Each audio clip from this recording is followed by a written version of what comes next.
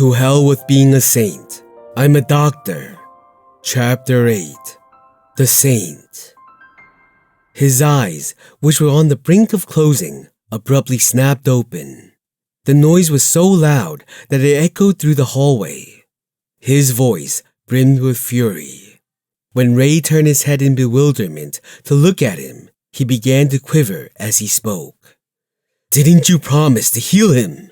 Didn't you vow to save him?" Ray was also startled by his words. What was he referring to? He had undoubtedly saved him. He should have been met with praise and gratitude, not wrath. Ray abruptly rose from his seat. He then swiftly approached Viscount Gade and checked his pulse while simultaneously channeling mana. He felt a slight tremor in his hand and the vital organs were functioning correctly. What in the world was the issue? With all the curiosity and confusion he could muster, Ray looked as if he had been wrongfully accused and said, "He's alive, isn't he?" However, the commander once again bellowed in rage. It was as if he had encountered a con artist who had duped him once more. "How can you claim he's alive? His heart isn't even beating. How dare you deceive the Viscount's family?" "Why wouldn't his heart be beating? I can hear it, even if it's weak." From his perspective, the commander was making unreasonable demands. Viscount Gade's heart was undoubtedly beating. Is there some hidden agenda? He eyed the commander with a suspicious gaze. The commander spat out saliva as he pointed his finger at Viscount Gade. "Look, his breath has ceased, hasn't it? You've tricked us, you devilish scoundrel!" "Oh, please, he's breathing." What Ray didn't realize was that Viscount Gade's breath was so faint that it could barely be considered breathing. Moreover, the heartbeat wasn't externally perceptible. The body had just begun moving, so the major organs weren't noticeably active. It was so faint that one had to use mana to detect it, and although Ray, who was highly sensitive to mana, could sense the faint heartbeat, others couldn't. They were unable to discern the heartbeat, let alone detect any respiration. Consequently, they assumed he was dead. However, Ray, unaware of this assumption, felt immense frustration. He had rescued a person only to be treated as a demon and a killer. Even animals acknowledged the favor of being saved. Yet, it was naturally infuriating to be treated in such a manner by a human, not an animal. He had exerted all his strength to revive a deceased individual, only to be interrogated as if he had committed a crime. He had chosen the medical profession to witness smiles, not to face contempt and questioning during surgeries. The situation showed no signs of calming down. Viscount Gade's wife, Chloe, and Alicia were taken aback when the commander stated that he was unable to heal him. "Surely, you didn't. You couldn't heal him?" At this juncture, even Ray was wary of the conversation. He had undeniably saved him and had brought him back to life. The rest depended on Viscount Gade's will and divine intervention, but he had exhausted all his resources to pull a once-dead man back from the precipice of death. Any passerby would have concurred with him. When he remained silent, Alicia yelled out, "You said he could be fixed!" He gazed at the ceiling sighing. The disappointment was even more profound because he had invested so much effort into saving Viscount Gade. He craved a drink. No, it wasn't just a desire for a drink, but a longing to share a drink with a friend. Despite living here with his parents, he often felt a sense of isolation. Having been granted a second chance at life, he considered such feelings to be minor grievances he should endure. But now, the loneliness weighed heavily on him. This alternate world was not as benevolent. He was reminded once again how extravagant it was to yearn for someone who would understand him. "You talk a good game, but in the end, you did nothing." People are oblivious to the inner workings of others and simply voice their own opinions. In the end, Ray turned away coldly. He was now exhausted. There was nothing more to say. As he prepared to leave the room, a figure obstructed his path. "Are you planning to cause chaos and then just flee?" It was the leader.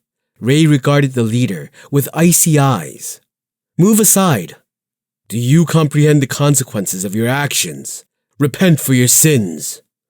He was being ordered to atone for sins he hadn't committed, even after he had saved the leader. Ray's expression remained unchanged in response to these absurd words. In fact, it grew even colder. At that moment, Alicia delivered the final blow. "Are you departing?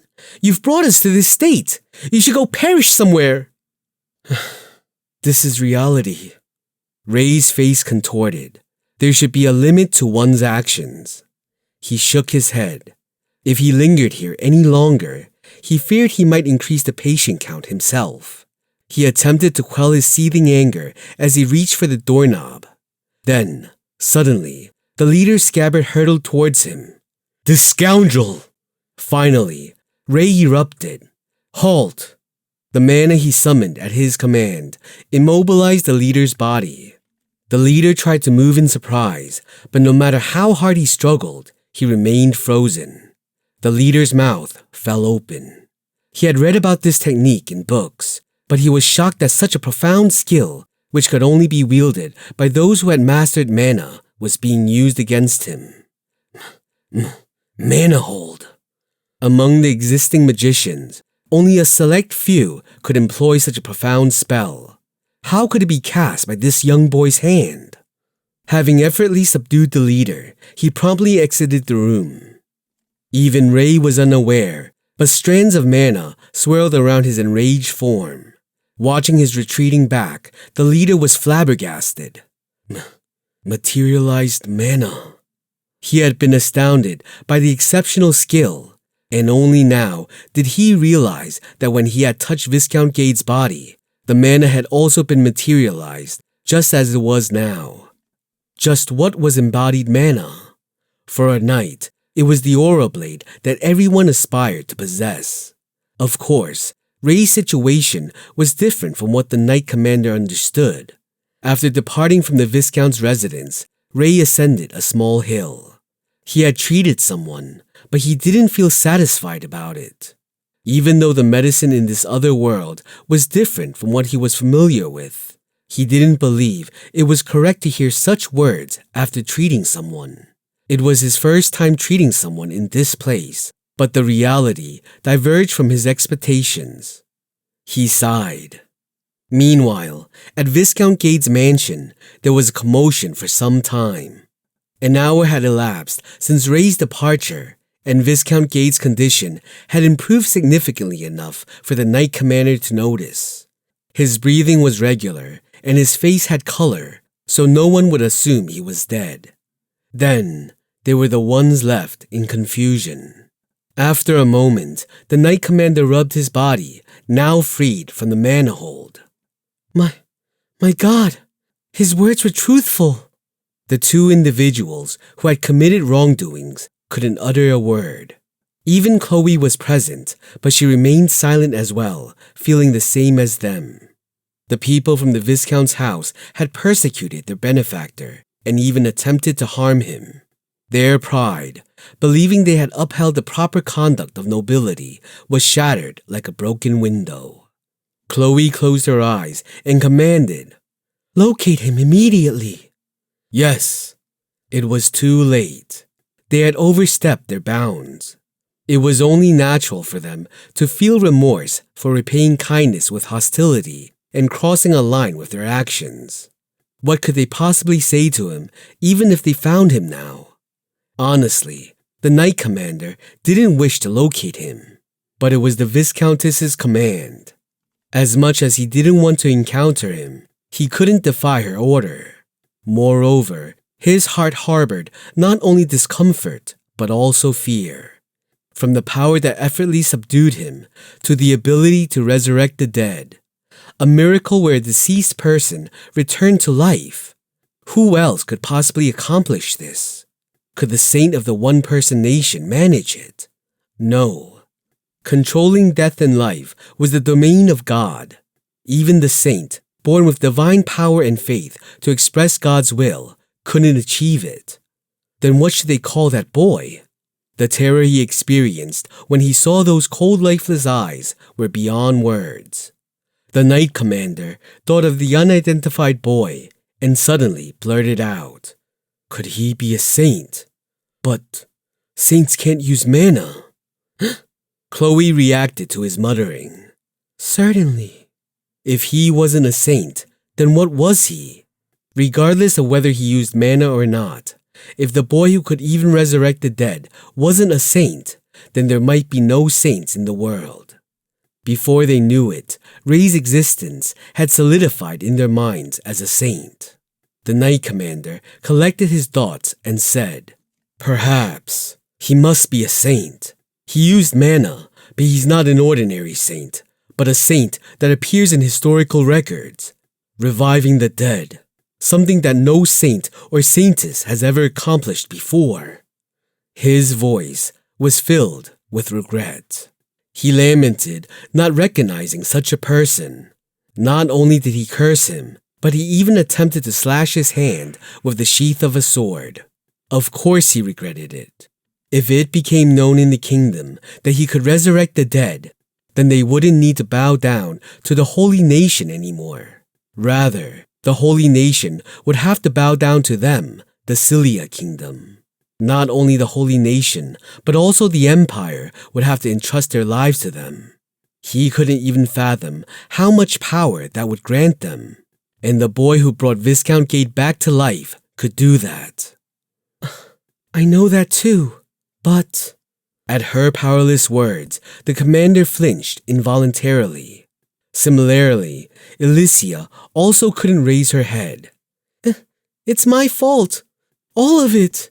There was nothing she could do, even if she regretted it. What was done, and he was gone. Her eyes, once filled with anger, instantly became unfocused. Upon seeing her pitiful state, her mother wanted to say something, but she found herself unable to speak. Thus, the commotion ended in silence.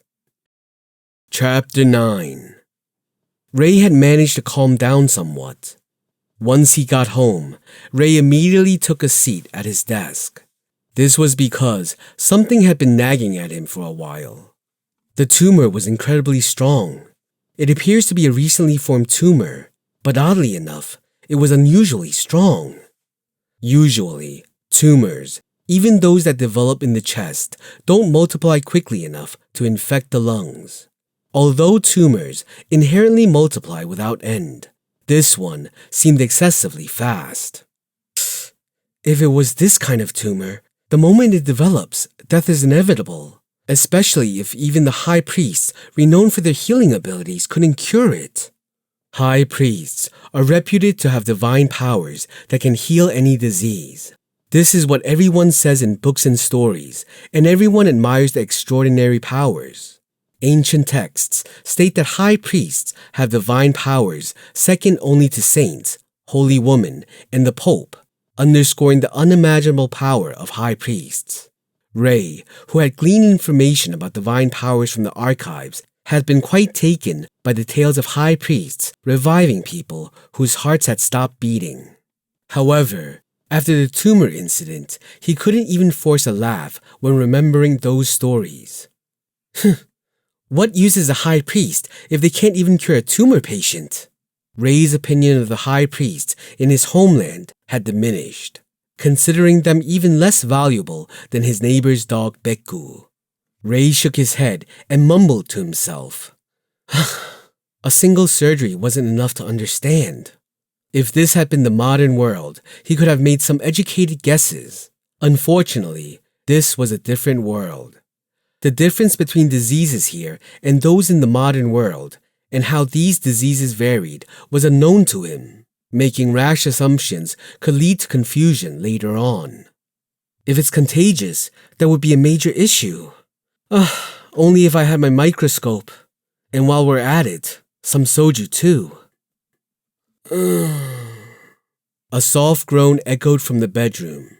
The man, examining his two hands, murmured quietly, "I'm still alive."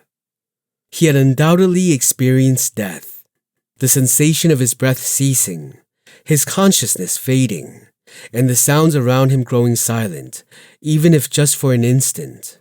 He had heard the shaman's proclamation of his death and his family's weeping. But how was he still alive? Then, Chloe, Viscount Gade's wife, who had been dozing off next to him, spoke through her tears. "You're back, my dear." Watching Chloe break down into tears made him feel like crying as well. His nose prickled, and as a Viscount, he tried to uphold his dignity, but eventually, tears rolled down his cheeks. "I'm back, my dear."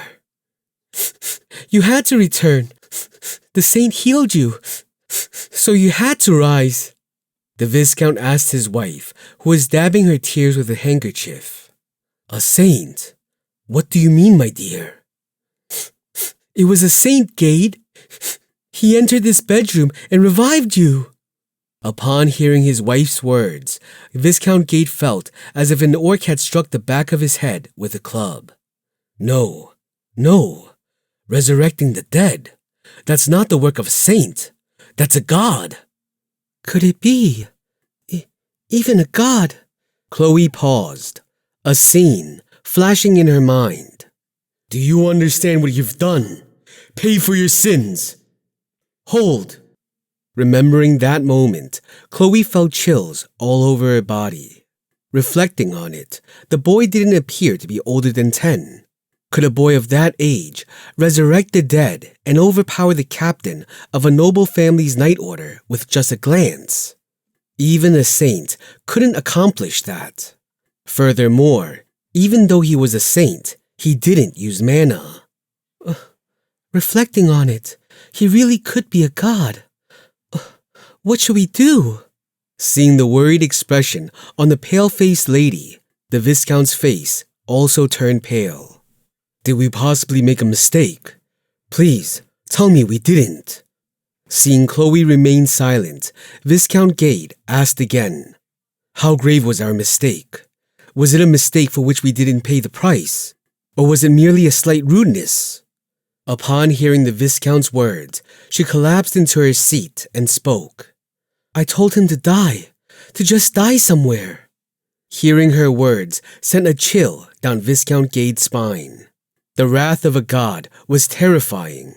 No matter how gentle the god, he wouldn't spare a glance for humans who repaid kindness with hostility.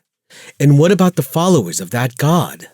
If this truth came to light, the temple would be stormed, and Viscount Gade's family would be reduced to ashes overnight. Why? Why would you say such things? Why would you utter such nonsense to someone whom even devout service wouldn't suffice? Who told you to say such things? Tell me now. It was Alicia. At Chloe's words, Viscount Gade was once again left speechless. Alicia? What should we do now? Viscount Gade left the sobbing lady and shouted towards the outside. Bring Alicia here right now. Under his command, the butler waiting outside responded without a moment's hesitation. Yes, I will bring her immediately. At that moment, the person who was being revered as a god by someone else was in great shock. Why can you do everything else, but not this? Sayin said while resting her hand on her cheek. I'll try again. Let me try again. Ray gathered mana as he spoke. The mana that had flowed along the mana road transformed into an immense power. Heal! Despite his confident shout, there was no response. Ray clutched his head and screamed, Fire! Light! Before he even felt the mana move, a small flame and light combined next to him, creating a spectacular scene. Why can't I use all the other spells, but not healing magic? Calm down and try again. Just let the mana seep in. Think of overlaying the original mana onto the other person. All right. He inhaled deeply, regained his composure, and started to amass the mana that he could now manipulate more naturally than his physical body. A radiant light began to invade his surroundings. This was the mana that he had summoned with resolve. In terms of purity, there were hardly any others whose mana could rival his. As the incredibly dense mana filled the room, Sein trembled. This is truly extraordinary mana. Even I wouldn't be able to repel such potent mana. She fretted internally about being overwhelmed by the power of the mana. However, she didn't know what kind of mana road and mental strength her son possessed, but it seemed that he was coping well with such a large quantity of mana within his body. If Sein discovered that Rei's mana road differed from ordinary mana roads, then she would comprehend everything. From the start, Rei didn't draw mana from within his body. He extracted the mana from the atmosphere, allowing it to permeate his body. During this process, he merely transformed it without retaining the originally free nature of mana within himself. Therefore, naturally, the pure essence of mana existed entirely within him. Such an astounding quantity of mana accumulated. Naturally, everything around him should have been drawn into the aftermath of the mana. However, the mana raised by Rei didn't cause any damage and simply gathered. The control he exhibited over mana could indeed be described as monstrous. Heal!